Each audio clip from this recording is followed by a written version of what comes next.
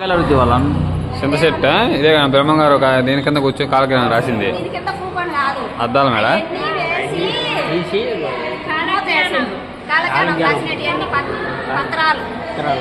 అన్ని తీసి ఏడ పెట్టిండు చింత చెట్టు కింద పెట్టిండా చెట్టు నాటు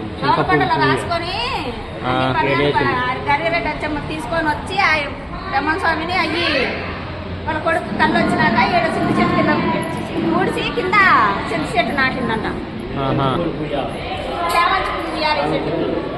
చామంతి పూలు వస్తాయా కడిగే పోయేటప్పుడు చామంతి పూలు కమ్మ కమ్మ కమ్మ వాసన.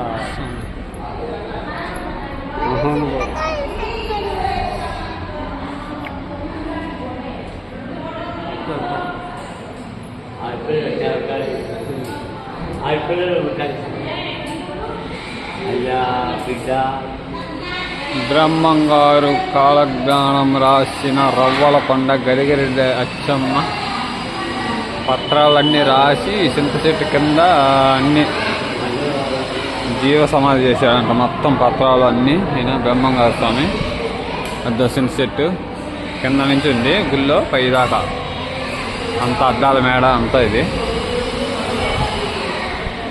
గజస్తంభం.